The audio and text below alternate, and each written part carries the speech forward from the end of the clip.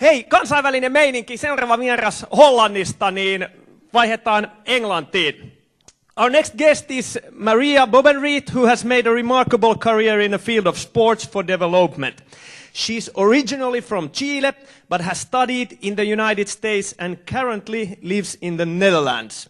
Maria has worked as Global Director of Community Investments of Nike, but is now Executive Director of global non-profit organization called WomenWin, which is providing sport activities for million girls and women around the world. Let's welcome on stage Maria.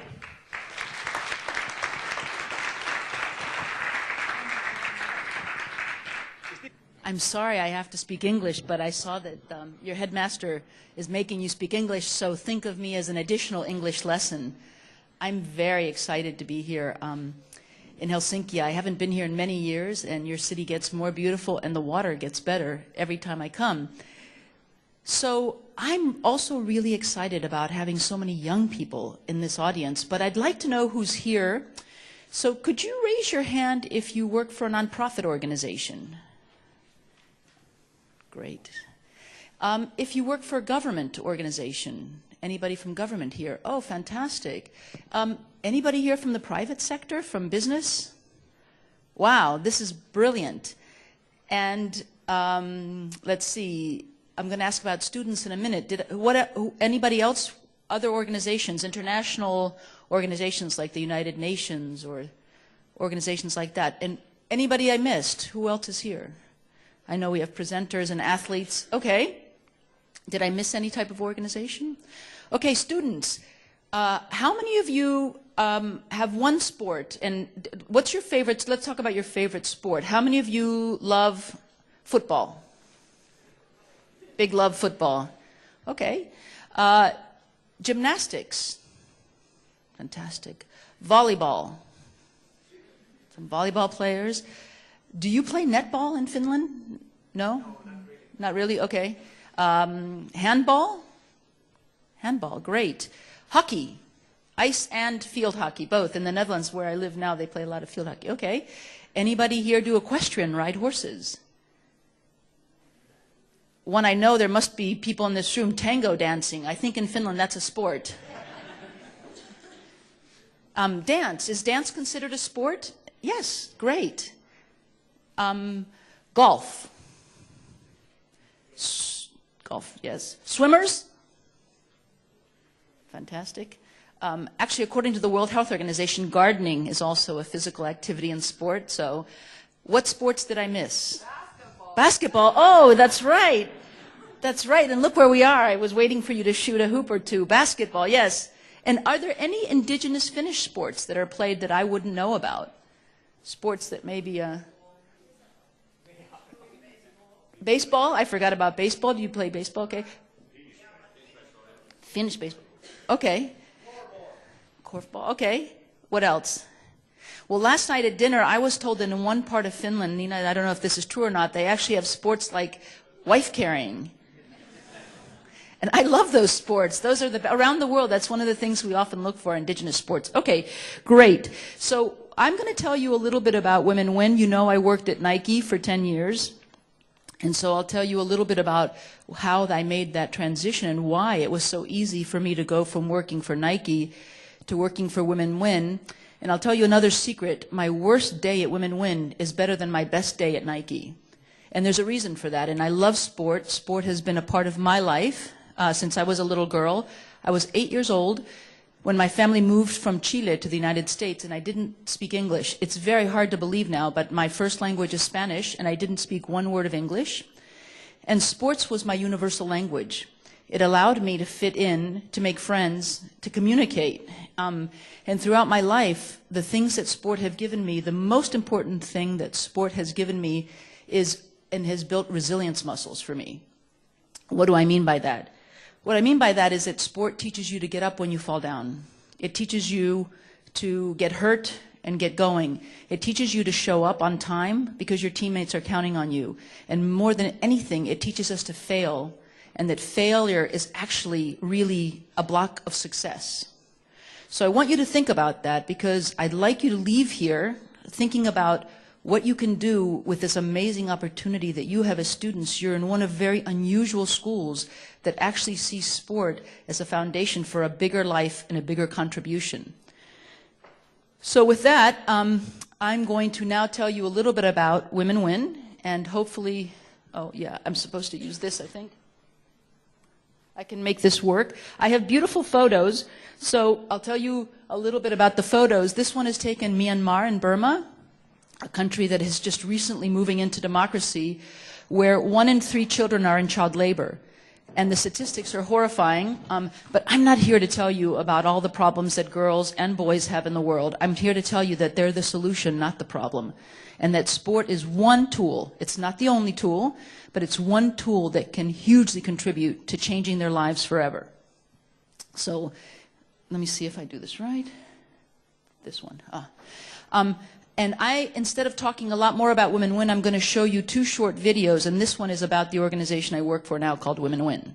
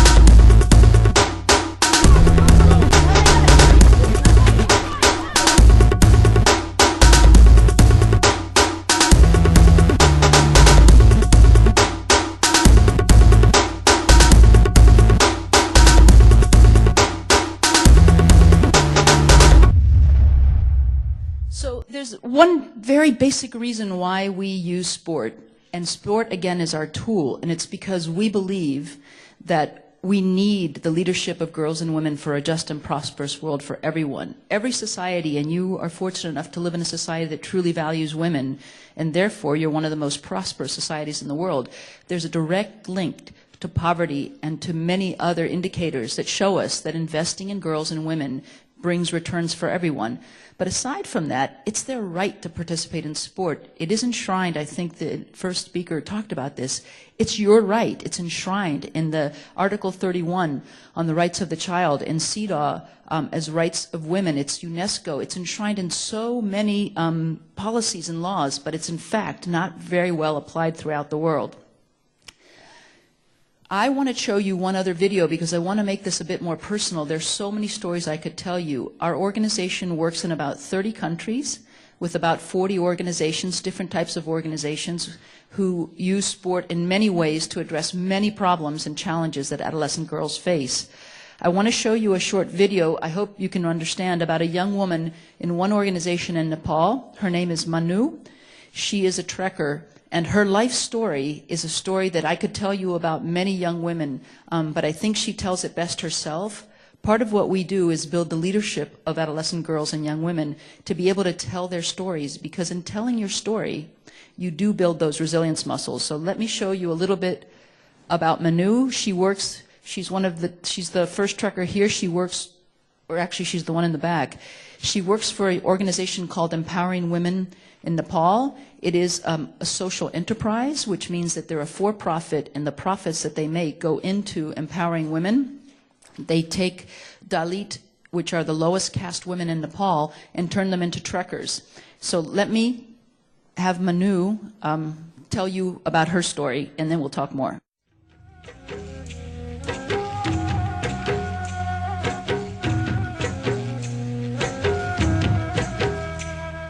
I was born bottom of mountain.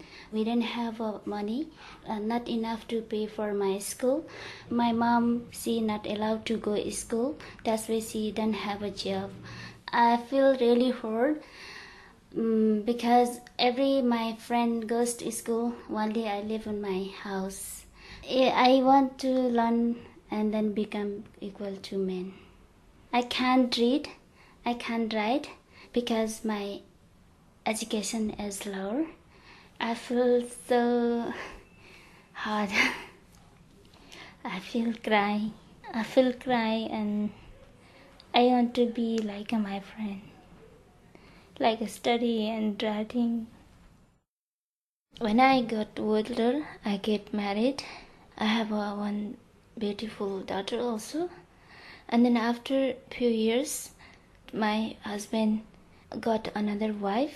Again, my heart is broke. I needed husband because we all of family depended for him. Because he bring money, I'm not allowed to go outside because our culture said women always need to inside. After that, my husband take my daughter. I can't do anything. My life is not life. I think my life is over. That is nothing my life. And then I want to disappear. This is not my whole story. My village also one of the trekking route in the mountain area. One day I saw so many tourists. There is a lot of women. I want to be like them. I really want to climb mountain. I really want to be trekking guide.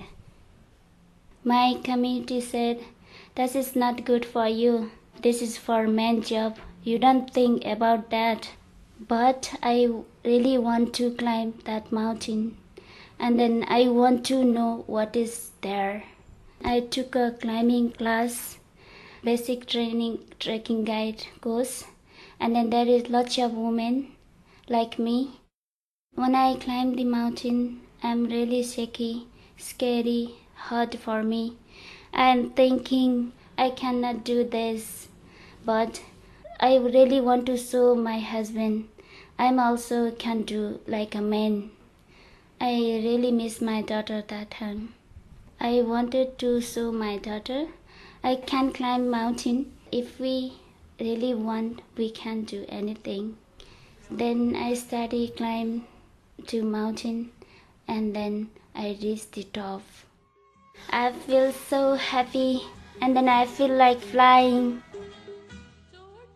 We are the first women in the world to climb that mountain. That mountain has changed my life because everybody know me, everybody respect me. Now I'm trekking guide and climbing instructor. I teach new girls. I tell them about my life. If I could tell my daughter, I would say, you can do anything. I will tell her, I really love her. I really love my daughter. For my daughter, I make the world a better place.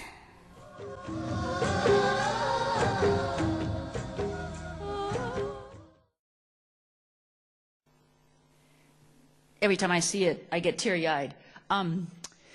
Manu's story is not unusual. She is an unusual young woman, and the leadership was in her, and what she needed was an opportunity to practice and to build that leadership.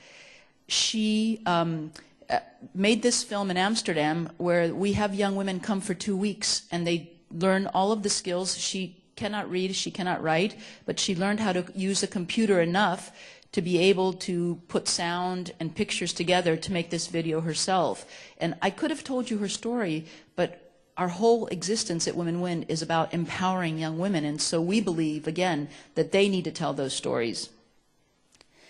This picture is in Ethiopia at one of the football programs that we run, combating female genital mutilation. There are 600 million young women just like Manu and like these young women who need sport in the same way that the young women in Finland and in the European Union and in the United States where I grew up need sports.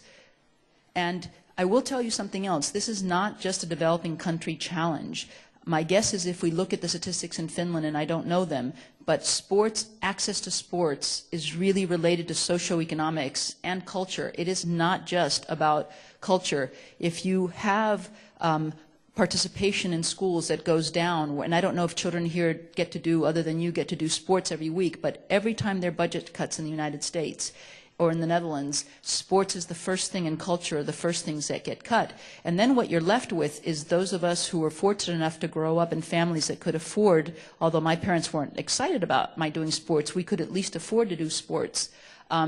You still have access. But if you come from communities where socioeconomics are quite low, it's very challenging, and it's always more challenging for girls. It's because there's an additional, often cultural aspect to girls not participating in sports, an unknown quantity. So my story is, when I worked at Nike, I traveled around the world, and I had community investments was what I did, corporate responsibility. And all of the programs that I went to see wanted Nike athletes, they wanted money, they wanted Nike equipment, and I would ask the question, and what about the girls?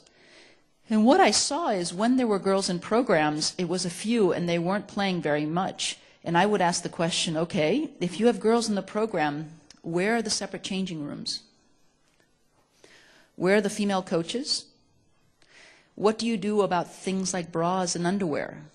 How do you help them deal with menstrual periods? What do you do about safety, getting them to and from the pitch so that nothing happens to them? And if I had an adolescent daughter, I can tell you I'd think really twice about having her play if all of those things weren't taken care of. And so through that journey, what I learned was that there was a lot of good intention for programs to include girls, but there was a lack of knowledge and a lack of thinking through what was keeping girls from playing. At the same time, so we've then founded WomenWin with an organization called Mama Cash. And Astrid Afjes is a Dutch, one of my best friends, Dutch woman who founded who was working at Mama Cash. And I went to the women's rights organizations and I said, can you help the sports organizations understand more how to put a gender lens on the work they're doing, especially when we're doing development. And I'm not talking about top sport here because we could have a whole separate conversation about the lack of gender equality in top sport, but I'm really talking now about development aims to improve the way that we live and the way that others live. So we co-founded WomenWin. Our mission is very simple. It's to equip adolescent girls and young women to achieve their rights through sport. We believe that, and wanted to reach 1 million girls by the end of this year. And we have a motto called "One win leads to another." And what we believe is that if you can address the things that I talked about on the pitch, like Manu talked about climbing that mountain, you can transfer those same wins off the pitch.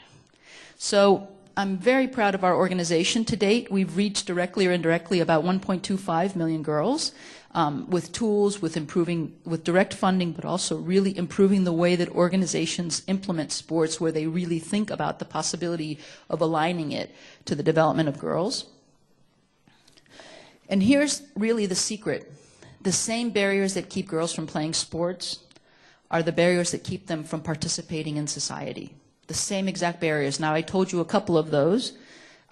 They're mostly entrenched in poverty, but not always. So can you think about some things that would prevent, can you guys shout out some things that might prevent girls from participating in sports? Maybe in Finland, but also outside of Finland. What are some things that would stop adolescent girls, so girls at about 12 years old, from participating in sports?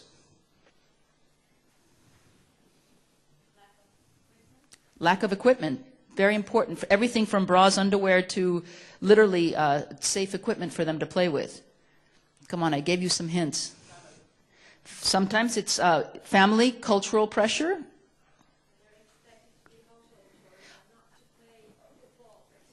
Exactly, waste of time, household chores. They really represent a loss of income or loss of help in the family. Those are great ones. Anybody else? Low self-esteem, that many girls actually where I travel have never played sport and don't think they're worth it. And if there is money to buy any kind of equipment for sports, it's often reserved for the boys. So you're covering some of those. One of the biggest ones, which is where you guys come in, both the boys and the girls in this room, or young men and young women, is role models. They need someone to tell them, yes, you can play, yes, because you have to see it to be it. If you've never seen it, you've only seen your mother working in the household and only seen her taking care of brothers and sisters, you will never think that you could be a sportswoman no matter how talented you are. So here's kind of a list of many of the things that we just talked about. Those are pretty universal, and they're often the same things that keep girls out of school and out of society.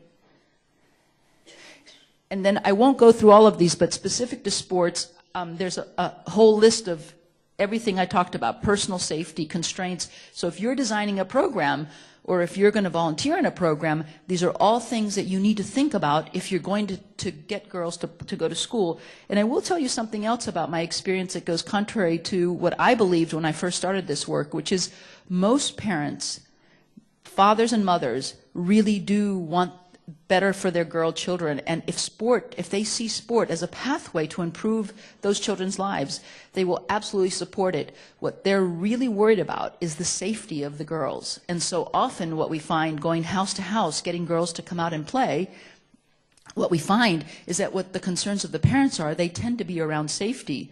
And we were just talking about girls with disabilities. It's even more difficult if your child has disabilities or has other challenges. So these are all things that my organization helps other organizations learn how to do better. And there are three things that we do. We help use sport as a tool to help adolescent girls and young women address gender-based violence.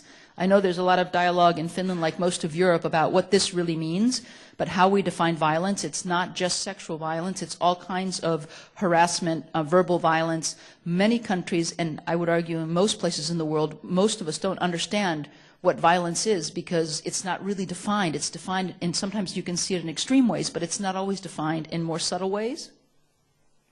We use sport really for basic biology to teach adolescent girls reproductive health and rights, the rights that they have, and just really learning about how to family plan, and if there's services available, how to access those services.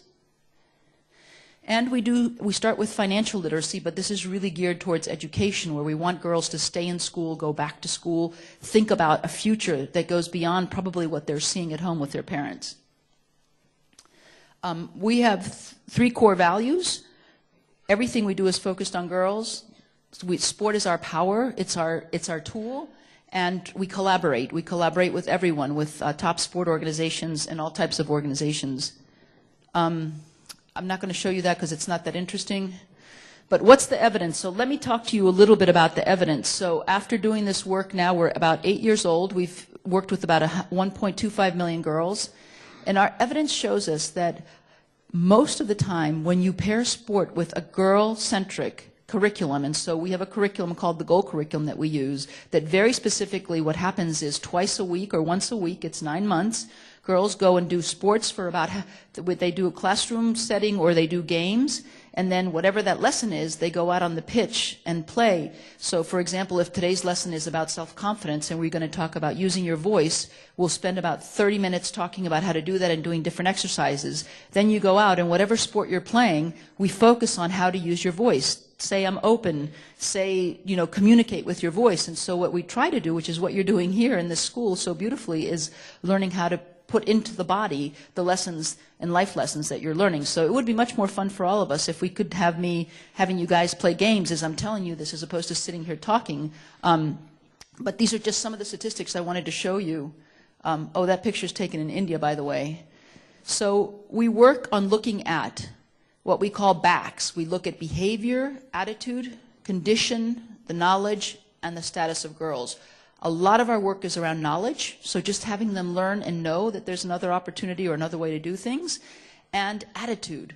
This goes to the self-esteem question, which is we start out with questions in our questionnaire that ask questions like, is it okay to put up with violence in the household if it means the family can stay together? And it's a yes or no question. In the beginning of our surveys, many girls will say yes. Sometimes you have to put up with violence if you want your family to stay together. And throughout the 9 months, we work on having them understand that it's an and, not an or. We can change the violence in the house. There are ways to address violence at home, everything from knowing where their service is to what they can do about those kinds of things. This picture was taken in Colombia. So, and the last one, which is really important, is just understanding finances.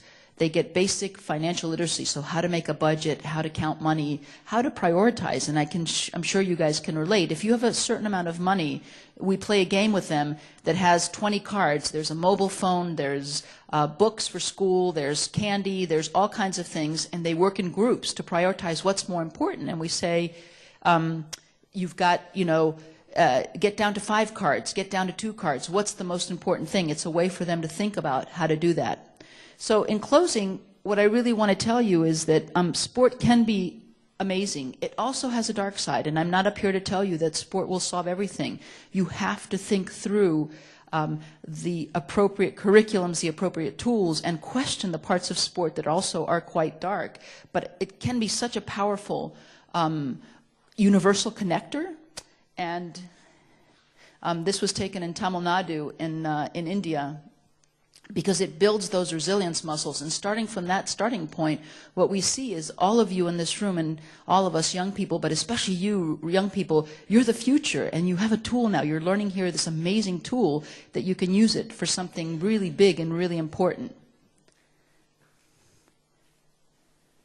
And last but not least, the two particular skills that I think for adolescent girls are really, really critical are communication and negotiation skills. What we've learned is that girls from a very young age are told not to be bossy, not to be loud, and I'm sure the statistics in Finland would hold up in most of the world. In elementary school, you know, you're really playing with the boys, you're doing all these things, but around adolescence, all of this peer pressure and societal pressure starts to come in about not being too loud, not raising your hand too much, all of the social pressures. You know, if you want boys to like you, you don't want to be the smartest one, or I don't know, you know, if these are all truisms, but we see statistically this happens around the world. And so what we want to do is reinforce through sport the ability of adolescent girls to communicate and negotiate. So in closing, do something big with your sports background. You're really privileged, and it's a privilege to be here. And just remember that one win, whatever wins you have here, will lead to another someplace else. So thank you very much.